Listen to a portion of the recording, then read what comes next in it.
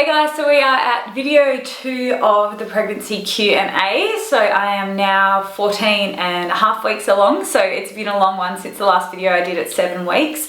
So pretty much I'm entering the second trimester now. So what I wanted to talk about in this video is basically the first trimester, what I experienced personally, because everyone's pregnancy journey is very different.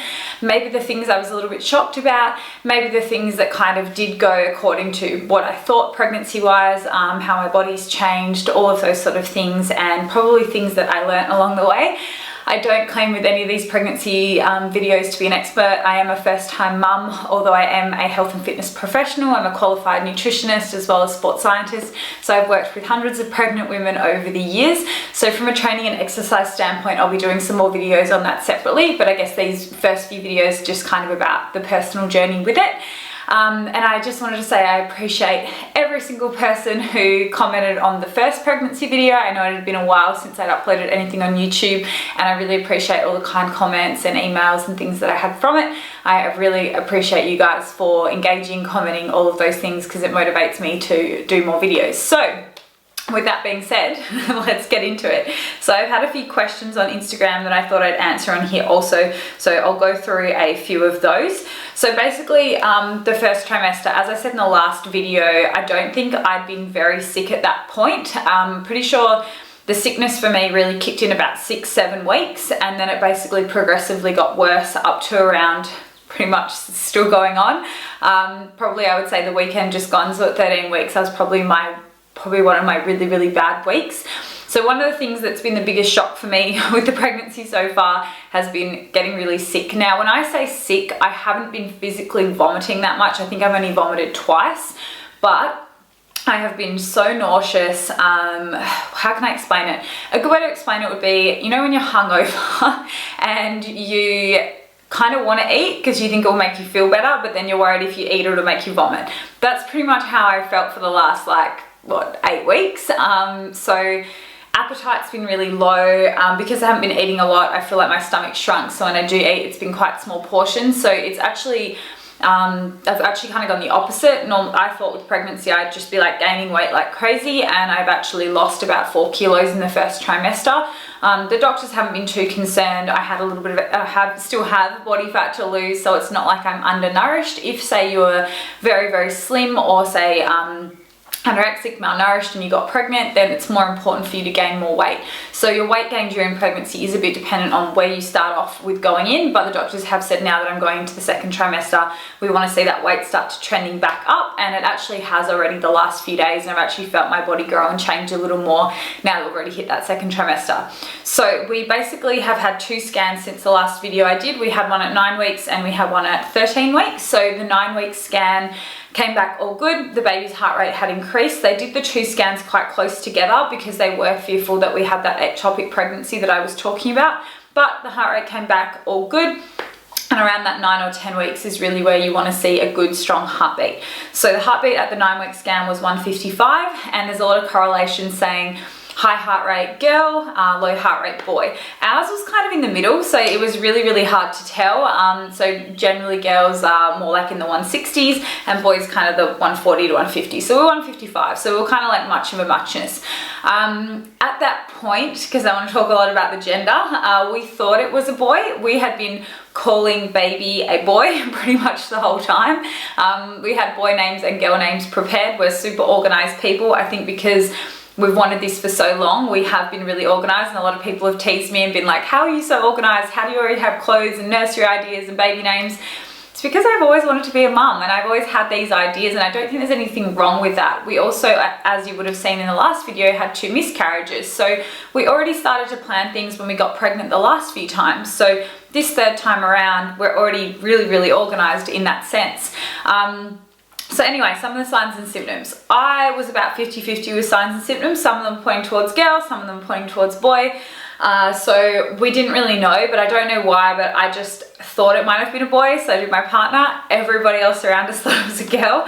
going back to theories and actual science, all of the wives' tales are pretty BS, but the one big one that we really have stuck to this whole time in thinking what we were going to have, which is actually why we thought it was going to be a girl, like earlier on, and kind of the whole time me and Sean have talked about this, like we've been talking about kids for the last few years.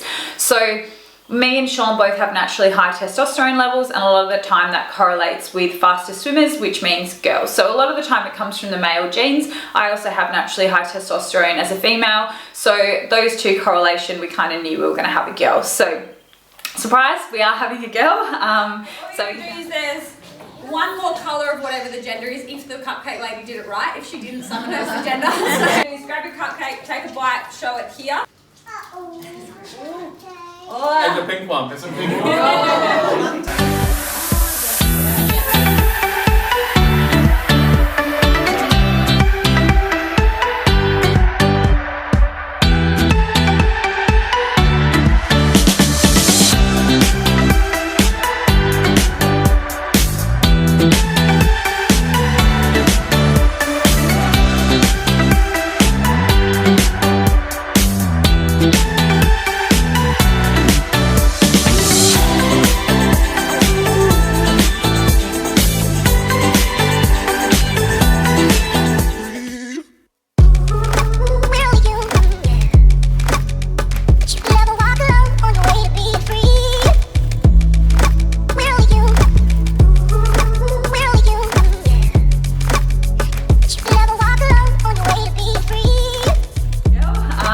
So we found out at our 10-week NIPT blood test. So a lot of people ask me, how did you find out the gender so early on? It's through a blood test. It is quite expensive, so it's around, I think it was $450, $500. And the reason for getting that test is that it does tell you other things early on that might show up that may be a problem going forward in the future. Or not so much a problem, but just things to be aware of. So it tests really early on for things like Down syndrome, and I'm not going to go into that in too much detail because it was a really hard decision for us to actually do that test because we really didn't know what we were going to do if, say, something did come up.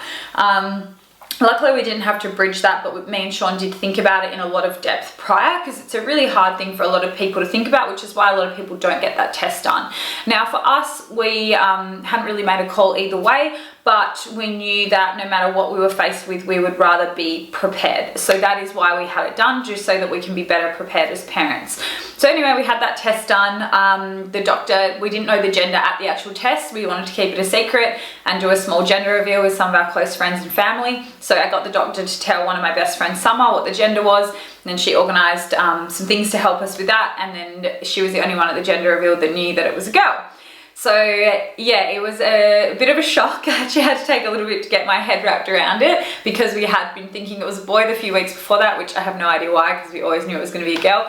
But now I'm very, very excited that I'm having a baby girl. I've wrapped my head around it now. I'm going to have my little mini me, which is going to be very, very cute.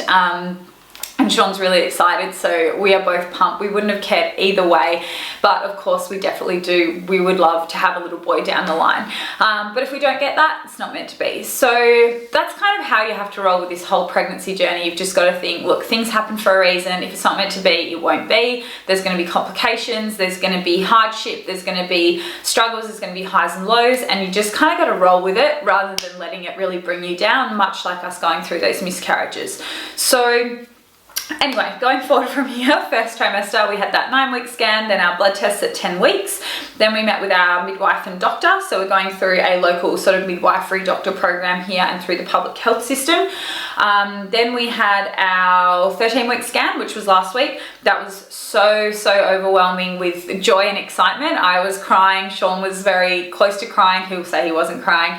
And my mum came as well, and that was the first time the baby actually looked like a baby, and we could see all its little limbs and it was moving around and everything was all healthy. And that was kind of the first time I've actually felt pregnant because I haven't really had much of a bump or anything like that yet. So it's kind of been a weird feeling of not feeling fully connected with the fact that you're having a child yet, which I spoke to a lot of mums and they said that's totally normal, and that's not to say I'm not ungrateful or anything like that. I am so pumped that I'm pregnant. It's almost like surreal, and I don't believe it yet because I haven't got a bump, or I haven't, besides the sickness, I haven't really had any signs and symptoms, and my boob's getting a lot bigger.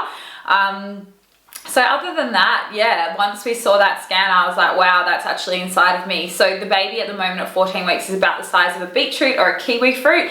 I've got this app Ovia, which basically tells you all of the little stages of pregnancy. This is not a sponsored video.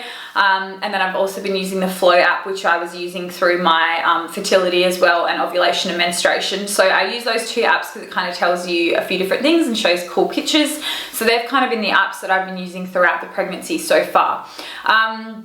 Other big questions I've had, yeah, generally how have I been feeling? What have I been craving? A lot of people have asked me what I've been craving. I've been craving nothing. I don't want to eat anything, which is very strange for me. I'm somebody that loves food and loves eating, and I've actually been having to force food down to the point where Sean will come home and be like, what have you eaten today? And I'm like, I don't know, a couple of pieces of bread.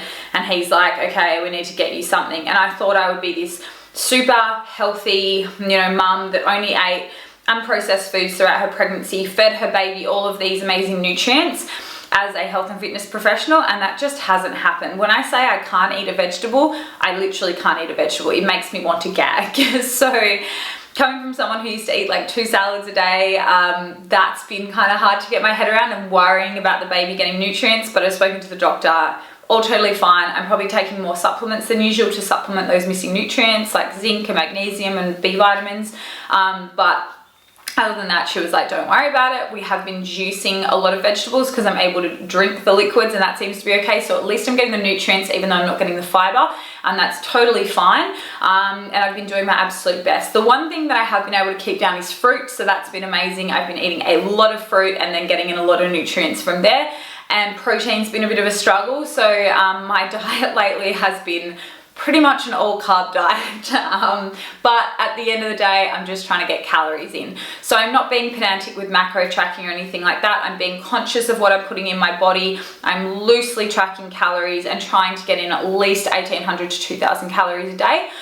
I've only been training 3, sometimes on a good week, 4 times a week, and that's due mainly been to the sickness and fatigue. So there's also been fatigue with that sickness, which would make sense because I'm not eating very good quality food, so I'm also not going to feel super energetic. But then that's also just a side effect of the first trimester, feeling really, really low energy wise. So I've just been trying to listen to my body, but then also not have that as an excuse. So even if I go to the gym and I train for half an hour, or I walk on the treadmill and have a stretch, I've been trying to make that bit of a non-negotiable, at least move my body every single day, because once I actually do something, I tend to feel a little bit better afterwards. So I'm just kind of reminding myself of that and reminding myself of keeping those good habits in place. So other than that, everything else has been really good. I haven't felt the baby kick or anything yet, or move. I've heard people say that you'll feel it start to move a little bit around like 16, 18 weeks. So I'm super excited for that. I'm excited to have a cute little bump. I'm just excited for the journey, to be honest. I'm just beyond grateful. I'll probably get a little teary and emotional, but I think you just appreciate this journey so much more when you've been through some hardships. So that's why I don't regret what happened to us. It makes us really, really appreciate it. And that's the same with anything hard in your life that you go through. Not just that, but like, I've wanted to be a mum for ages. I wanted to have a kid for ages. I wanted to have several kids. I wanted to start a family, and I wanted to you know, contribute to someone's life in a really positive way. So that's why I'm so excited to share this journey as well. You know, and not everyone wants to be a mum, not everyone's going to be interested in this journey, but I thought I'd give you guys a little bit of an insight into it. And yeah, I'm really pumped for the future. I don't think it's going to be easy. It's going to be challenging. It's going to be all those things. But like I said before, the things that challenge you in life are the things that help you grow the most, and the things that end up usually giving you the most joy. So that's been my mindset focus with it. And that's always my mindset focus with life, with how I coach my clients, with everything I do. So I guess wrapping up in terms of work, I'm still planning on working pretty much the whole way through. I'm going to have a few weeks off in January when the baby's actually due. But other than that, I'm still taking on clients. I'm still doing everything. My work has been like my #1 priority at the moment, which hasn't been a bad thing because I haven't been training as much. So I've had a little more time to actually focus in on that, and just doing my best that I can there, and being a mum to all of my amazing clients. So thank you so much. I hope you enjoyed this little ramble. That has been kind of the first trimester. So I guess signs and symptoms: sickness, fatigue, boobs are huge. That's about it. We've booked a holiday, a mini baby moon in a couple of weeks, which I'm really excited about. Another tip is probably don't book any travel in the first trimester because of said sickness, fatigue, but also increased chances of miscarriage. So when I actually miscarried, we were in Melbourne. I'd already actually been to Bali as well, and the doctor said that it wasn't my fault again, and I don't blame myself on that, but there was a few variables that I probably could have improved on the next time around.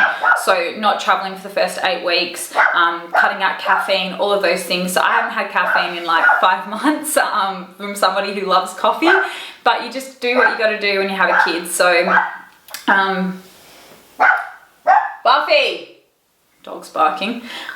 So yeah, we're off to Bali just for 5 days. A lot of people are like, aren't you scared to go to Bali? Aren't you gonna get sick? Aren't you gonna get food poisoning? No, I've been to Bali like 15 times in my life, and I know where to stay and where is safer, where cooks more westernized food. So we're actually just staying at the Hilton, which is really, really safe. I used to train one of the owners of the Hilton Bali. I went back when he was managing the Perth hotel, and I know the food quality there is fantastic, and I know I'll have no problems. We're staying at an all-inclusive resort, so we don't really need to go anywhere else for food, and we're just going to go literally lay by the beach for 4 days. So I really need this at the moment, and I'm looking forward to it. Me and my partner haven't had a holiday since we went to Japan, I think like 1.5 years, almost 2 years ago, because we built our house, we've been building our businesses, we've been getting ready for a baby. There's been so much other financial priority that we just haven't really or had time to go on a little holiday. And we realize if we don't do it now, we're probably not going to get a chance till the kid comes in January, because once I get back, I've got clients competing in September, October, my best friend's giving birth in November, then it's Christmas, and then the baby's due in January. So it's going to come around so fast, and this process has already gone very quickly. So yeah, we're really excited. So next step is getting the nursery ready. If you guys want to see a bit of that, let me know. I don't know how much like house stuff things you want to see, because that's another sort of side passion of mine, interior design and everything there. Again, not a guru, but I love it. It's much like I've got a client who's an interior designer and architect, and she's really into fitness, and she shares that part of her journey even though she's not an expert. So I kind of think about it the same way. So yeah, we've started to get the nursery ready. We're doing like greys, whites and yellows and a little bit of soft pink in there. So making it kind of gender neutral, but also not like overly girly, because I'm not really that type of girl myself, says the person sitting in a pink office. And we've got our name locked in already. I told you I'm organized. I've already ordered a decal for the nursery once we knew the gender, and her name will be on that. And yeah, it's gonna be really cute. So I'll have to be careful that I don't like pan to the name on the baby. Maybe we'll cover that up. But yeah, I just really appreciate anyone following this journey. I hope you enjoyed this pregnancy ramble, and if you have any questions at all, please leave them below, and stay tuned for the next video. Be sure also that you're following me over at Instagram at Ali Round, and my business page is at team_round.